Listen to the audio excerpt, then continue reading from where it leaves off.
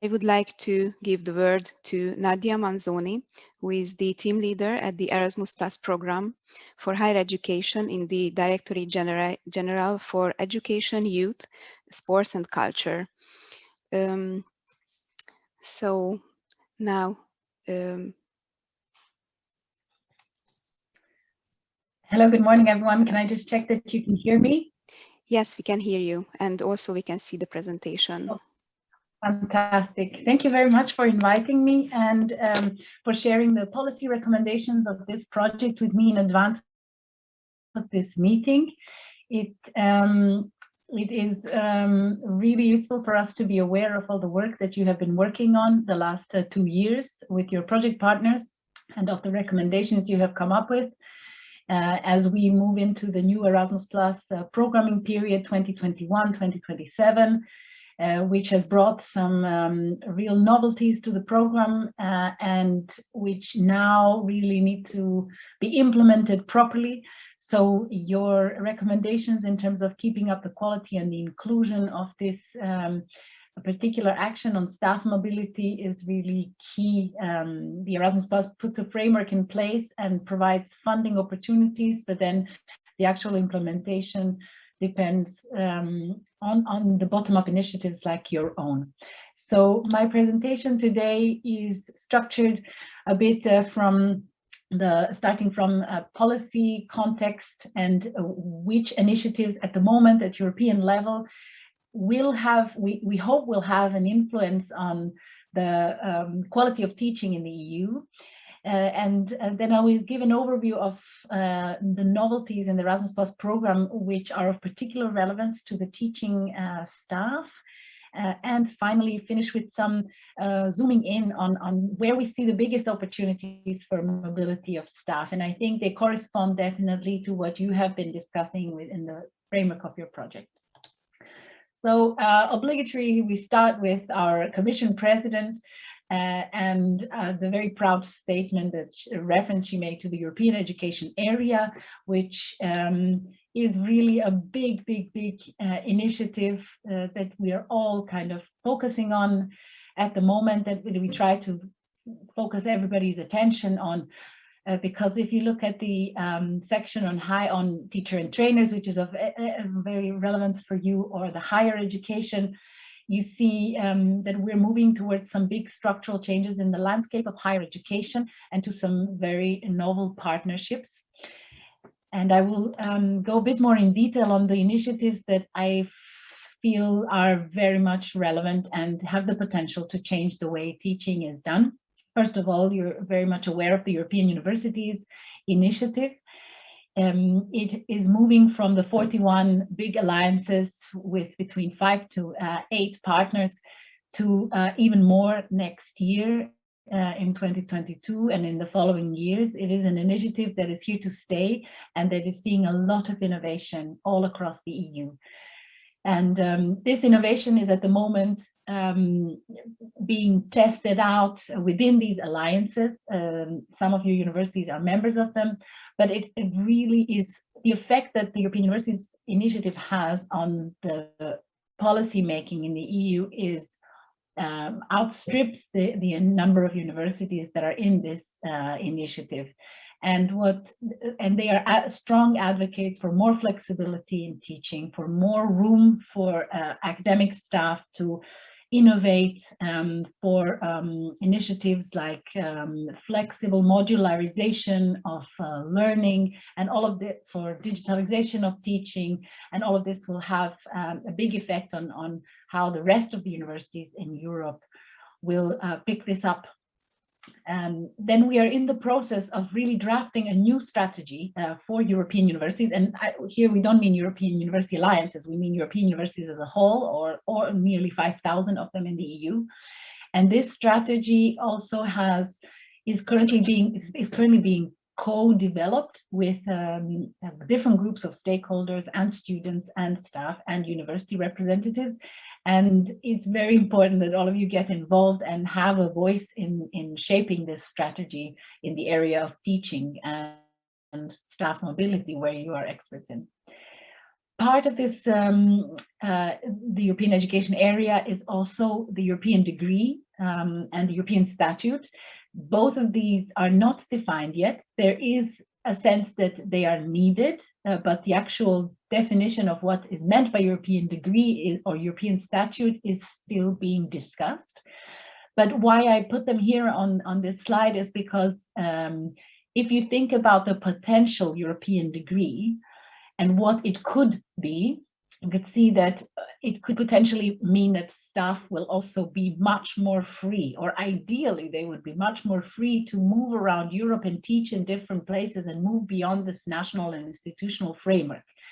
It's a long-term dream, but it is increasingly necessary if we are truly going to work on a European education area. Why still be bound by institutional and national frameworks and requirements? So I invite you to think about this also if you contribute to the strategy for European universities. What would it mean what would need to happen for staff to be so free to teach everywhere on a big scale?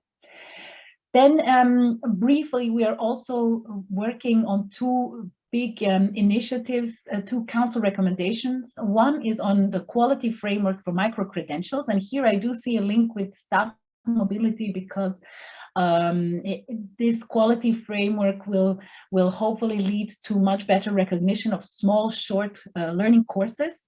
And that would then be also recorded in skills passports. So I see a potential effect on the recognition of staff mobility training.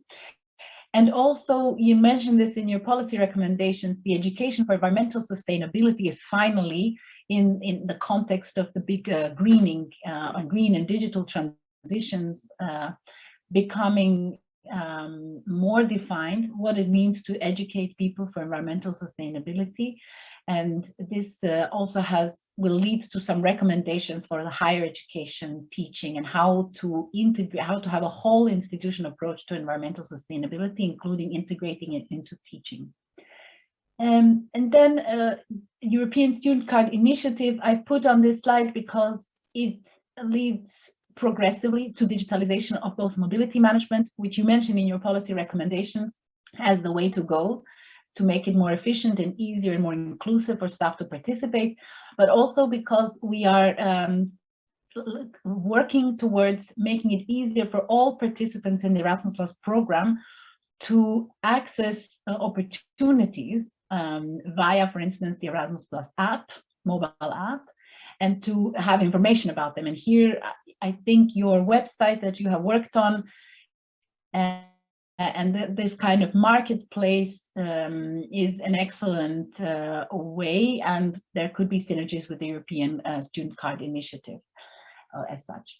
Finally, there is a big push as part of the Digital Education Action Plan to put in place a European-based platform for exchange of experience between teachers, between members of Erasmus Plus projects, between European university alliances, and so on, and between universities in general, because there seems to be a lack of appropriate platforms, websites where students from different universities or staff from different universities could, first of all, securely exchange information in case they are together in a project or in a partnership or in an alliance or co-teaching or doing joint degrees or doing future European degree.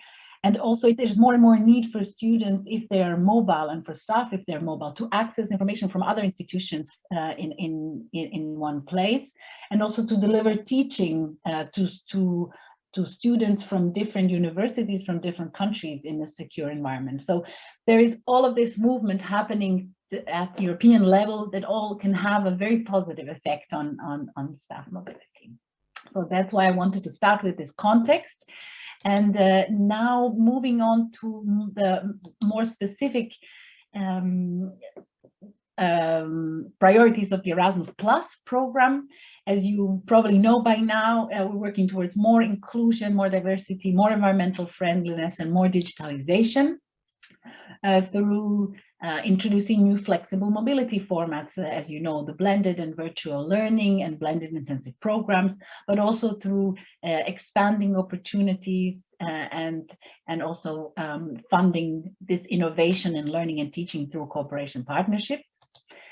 When it comes to digitalization, digital skills are now focused not just for students as they were in digital opportunities traineeships, but also for staff. And here in a minute, I would like to ask you for your help in defining these digital skills of staff. Blended mobility, we hope, will bring a lot of innovation in teaching as well, and using ICT for teaching in an appropriate manner. And as I said, we're moving progressively towards a paperless Erasmus. Finally, there is now a small but hopefully significant incentive to travel in a green way as part of Erasmus+. Higher education institutions have committed to promoting environmentally friendly practices as part of their accreditation to participate in the Erasmus+ program.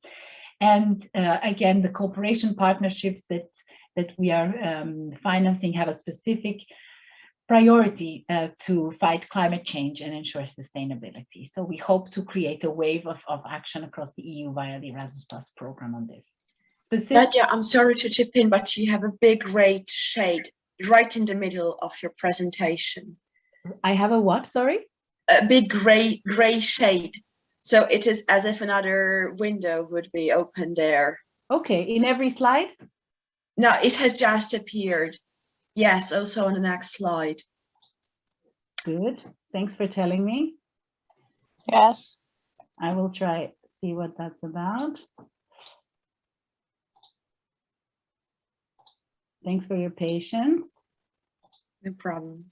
Take your time. I thought you were going to say that my presentation is not relevant. No, is it good now?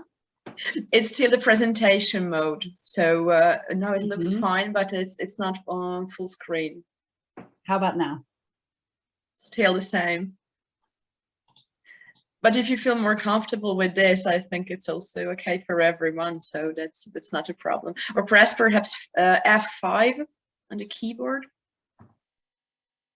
Does it do anything? Same. But you can also continue like that. I think it's more relevant what you were saying. So, but can you actually? So you cannot see the presentation at all? We can, but it's in presentation. I mean, it's not in presentation mode, but we can still also see the other slides. But that's not a problem. So just continue. I think it will be fine now. So I keep swapping presenter view and slideshow, but it doesn't make a difference for you? No. Interesting. Okay, sorry about this, everyone. No worries. Okay. So where was I? Yes. We can move on to the novelties of the higher education, right? Of Erasmus+ in the area of higher education, because it is certainly something that has an effect on staff mobility. And here in particular, what is very new since the 2021 Erasmus+ call is the fact that now every higher education institution can use up to 20% of the budget for mobility projects in Erasmus+ for international mobility, so sending students and staff outside of the EU. 20% is a lot. For students, it's about 30,000 students per year, potentially, if all institutions use it. So I just wanted to raise your awareness of this huge opportunity to also do staff mobility outside of the EU or program countries, as long as under the two conditions that several countries, that this 20% should not be spent to, sending staff to one particular country, but to several, and then there is a widest geographical scope possible. The other big novelty are the blended intensive programs. And I can say more about this later if you don't know about them, but the point is that this is a huge opportunity for staff also to organize programs tailored to their needs and to some of the new some of the latest, let's say, priorities in teaching, and to boost innovation and exchange of experience on this. And we have had huge success in the applications for blended intensive programs in this call 2021. So over 3,500, I believe, programs have been applied for. Now, how many the national agencies will actually award, we don't know, but certainly we see it as a very popular thing at the moment. And one other thing I chose to highlight here is this novelty for doctoral candidates, which previously, you know, when they had a student status only, it wasn't possible for them to go on a short-term mobility, and now it is. They can go like staff on a short-term mobility, with the virtual component being optional in this case. So we hope to spread the use of Erasmus Plus program among doctoral candidates a lot more. Now, there's a lot of information on this slide, but I wanted to give you an overview of the range of funding opportunities for higher education institutions and staff to participate in. Beyond the student and staff mobility, which is getting a huge increase of 38% in the funding in the year 2022 alone. We also have international mobility, as I said, as part of K131, but also K171, which is the previous international credit mobility, if you know about it. So cooperation with countries outside the EU. There is a lot of opportunity to take part in cooperation partnerships. What you see here as a decline of 40% is because there was a huge boost in the COVID year last year to engage institutions in cooperation partnerships so they could exchange experience on how to fight the pandemic. So these numbers that you see in 2022 are actually comparable to the numbers from the 2020 call. There's Alliances for Innovation, forward-looking cooperation projects, of course, European universities next call, Erasmus Mundus, capacity building, teacher academies, and there's probably more. So certainly many, many opportunities for engagement. And I get to the final part, which is looking really specifically on on the staff mobility. Here you have an overview of the whole program that we have now finalized, so we can look at the trends, and we can say that there has been 60,000 people moving across the EU in the last program, slightly more for staff training than for staff teaching. And I specifically highlighted last year, the COVID year, because it did affect a lot staff mobility and student mobility as well, of course. And we found in our statistics that in particular those going on training as opposed to studying have been affected by the crisis. But we see numbers improving, especially in terms of applications that we have received for this year's call. So here, if you want, so from the 3,573 institutions, higher education institutions that submitted applications, only 250 did not request staff mobility. So we have a huge percentage of institutions who, if they organize student mobility, they also organize staff mobility. And like the vice rector said, I think these two things are very, very complementary. So if we drill into the actual numbers, the institutions have requested 60,000 participants to go on a staff mobility for teaching, and 57,000 on staff mobility for training. So more for teaching than for training. These are applications. So we'll see how many are actually realized in the next 2 years. But I think it's an encouraging number. So altogether, it seems like there's more demand than the Erasmus Plus program can fund, and potential for teaching to become even more important than the training. Now, we have brainstormed internally about what are the big opportunities for staff that we can highlight here, and that we hope to receive your endorsement for and support in promoting them. So blended intensive programs, as I said, for staff learners focusing on teachers. and improving their teaching quality and innovation and pedagogical skills and all of that. So that's really something to monitor out of the 3,500 blended intensive programs that will take place. You know, how many will be dedicated to teachers? How can we advertise them? How can they advertise those opportunities? So this is all room for development. Then, of course, bilateral blended, for instance, staff training mobility, job shadowing, observation periods. So the blended short-term mobilities opens up, I think, we think a lot more opportunity for staff to take part in mobility, even when they are unable to spend long periods of time abroad.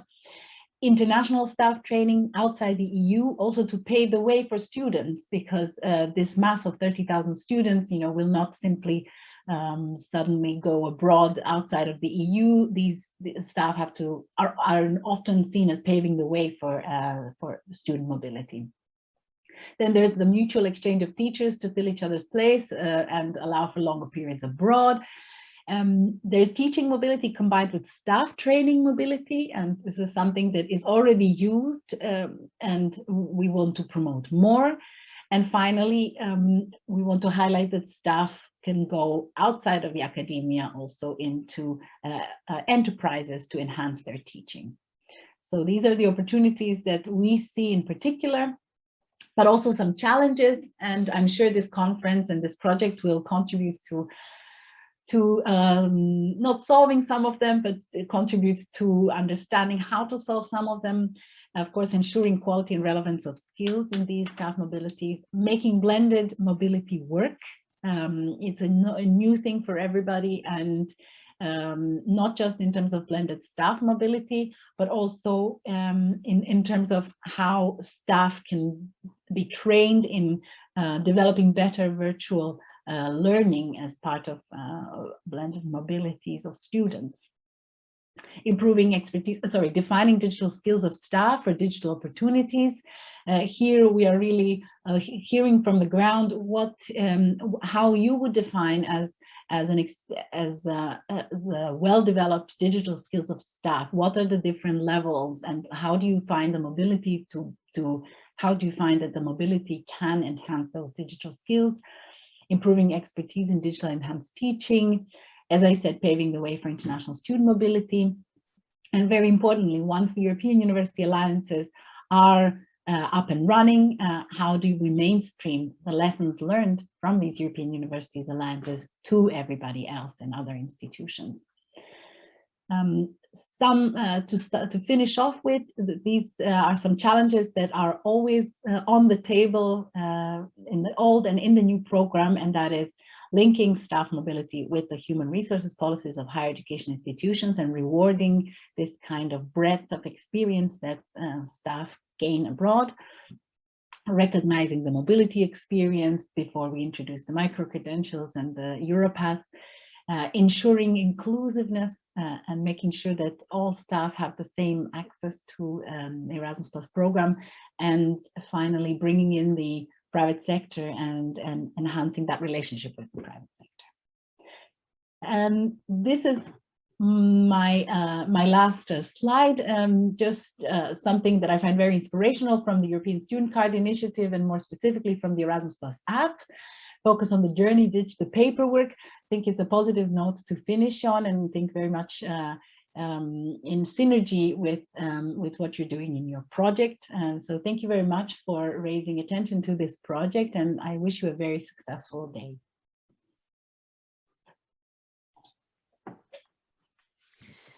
Thank you very much for this very interesting presentation. I think it was extremely useful and invaluable to hear from you all these things and developments from the perspective of the Commission in relation to the teaching mobility within the Erasmus Plus framework.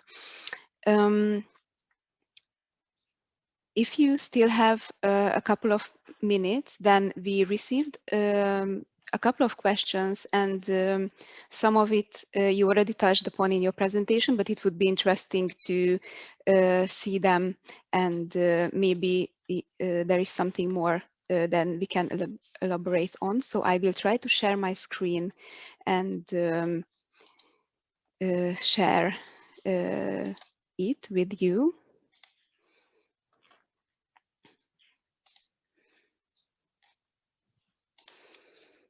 So I hope you are able to see it.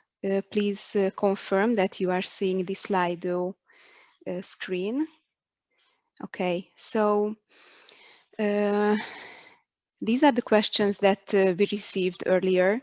So the one is, in your view, in which aspects of staff mobility is further improvement necessary at EU level? How can the European Commission support or enhance this process? Yes, if you have any more addition on this. Yes, I kind of covered it in the last, I was hoping to cover it in the last slide with all the challenges that I listed in terms of quality, in terms of inclusiveness, and how we can support and enhance this process. Like I said, it's a continuous process of improving, monitoring. I think especially in terms of monitoring what is going on, this is where the the Commission could bring value and have a better overview of what is going on. And also by making sure we put in place a system of spreading good practices. And here I think your project results could be scaled up. And on the next question, European Student Card Initiative and whether there's any intention to support staff mobility. Yes, we have just actually published a sort of, we have just created a timeline of digitalization for the next 3 to 5 years. And we are consulting different stakeholders on it now. And what we foresee is that as a next step, once we have digitalized the different reference documents for student mobility, that we move to staff mobility management digitalization, meaning that the contract, the agreements for staff should be digitalized and not just within the EU, but also for mobilities outside of the EU. But we are talking in several years' time because these are very long processes. They have there are digital components, as some of your project partners know very well. There are technical requirements to do with authentication and qualified signatures that are extremely important for digitalization. But that said, I think higher education institutions are already well aware of the digitalization goals, and the student mobility digitalization will just open the door for staff mobility digitalization because we have the same actors in place. Yes, the European University, sorry, I'm just taking them as they see them on the screen. Yes, the European University Initiative is an efficient driver for the boost of staff mobility. But when you ask in what way, I mean, we have indeed a benchmark or target for student mobility within European University Initiative. And as far as I'm aware, we don't have a target for staff mobility, but I don't even think it's needed because European University Initiative practically equals staff mobility and equals mobility and exchange at international level on an unprecedented level. And we believe it comes naturally once these institutions start integrating their strategies and integrating their plans and their development at that level, you know, starting from rectors and senates and then trickling down, that this huge mobility and exchange of academic and administrative staff is inevitable. I think I took all of them for now, or are there more? I think there is one last question which is down below. So it goes like, in your view, in which aspects of staff mobility is further improvement necessary at EU level? I think I took that one first. Okay. But there was one question in the actual chat box, I think. whether there's a calendar for 2022 calls. So I just wanted to say it's a technical question, not an official one, but what we are aiming for is to go back to the old calendar of calls from pre-2021.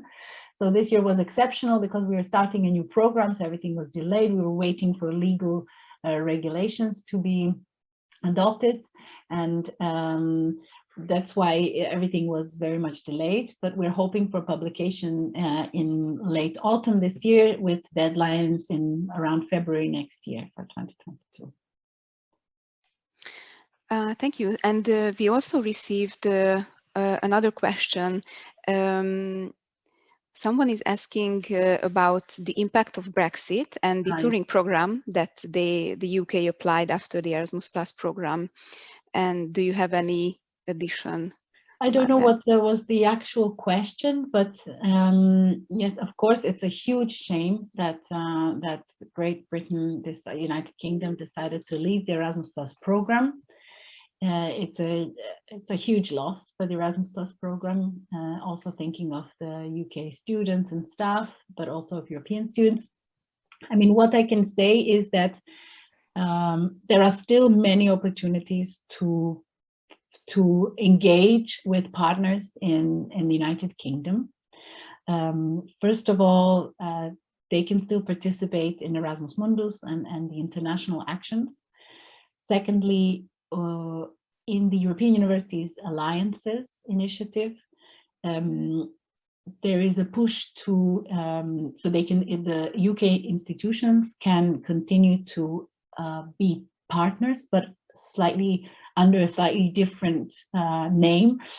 So associated partners rather than full partners.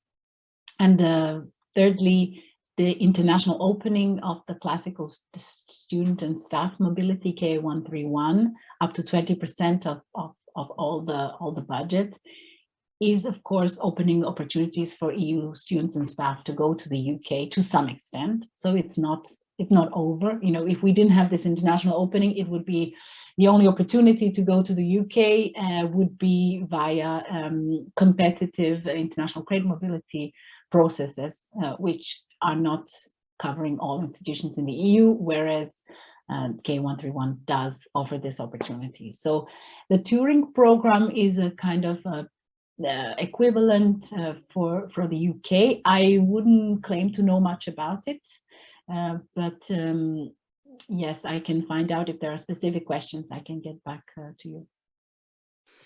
Yeah, actually the question referred to the impact and your thoughts on the impact. So I think you covered it perfectly. And there is one last question, which is also really interesting, concerning inclusion for people with disabilities within the staff mobility and teaching mobility. Is there any plans to extend on this area?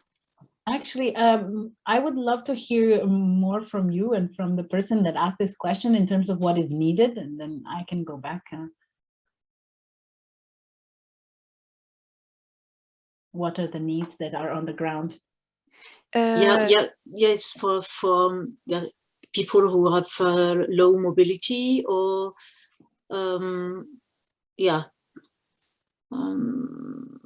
I mean, it's special access. So sometimes we have students, they need someone to take notes. So if they go abroad, they would need a person to help them. Yes. Okay, I wasn't sure if you were talking about staff or students, because on the staff side, I think people in this project are probably more aware than me of these details. But on the student side, what I can say is that I recently participated in a conference on inclusivemobility.eu, and they have done, it's another Erasmus Plus cooperation project or policy experimentation project that has been going on for years, run by the Flemish Ministry of Education, and I think they have done a lot to map the level of inclusivity for disabled and those with special requirements. And in order to make the information transparent for the students, in terms of allowing them to have an easier choice of where to go. So I think what we have concluded in this conference is that we as the European Commission will actively promote among the ministries and our stakeholders, but especially ministries and higher education institutions, when we talk to them, to fill their profiles in inclusivemobility.eu so that students can have access to this information. You know, if I go to this university, I guess it's for staff as well. If I go to this university, will I be able to access all the buildings? Will I be able to get them learning materials in Braille? Will I be able to get an assistant and so on? And in terms of financial contribution, I think the Erasmus Plus is extremely inclusive in that respect. It allows for 100% reimbursement of exceptional costs, such as those of assistants, and it also allows preparatory or finances or reimburses preparatory visits. So going into the institution in advance to see, can I receive the support I need in this institution? And what about the staff? For instance, if essentially, if I for female persons, for instance, yeah. Because if they have kids to yeah. move abroad, you need to have a primary school or a secondary school, or you know, all this stuff.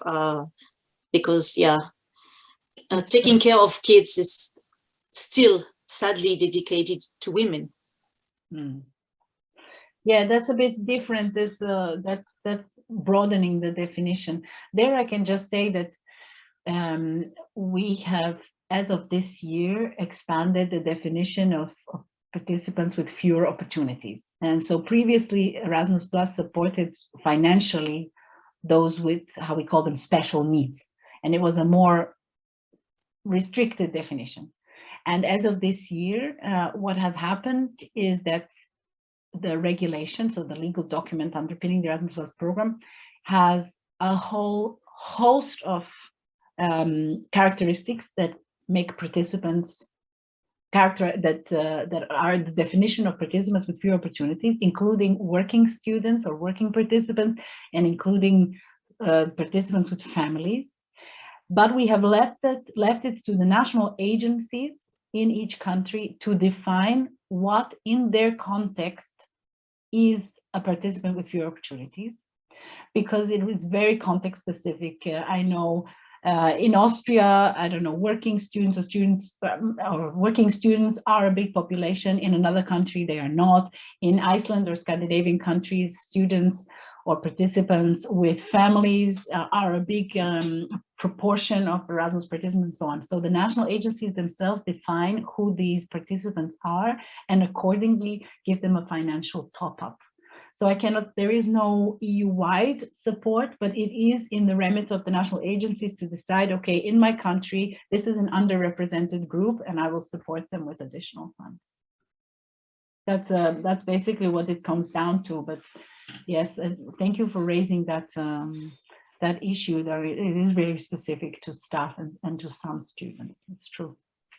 Thank you very, very much for your presentation and asking all the questions. It was wonderful to have you here and hearing your thoughts on teaching mobility and connecting with our project from your perspective. And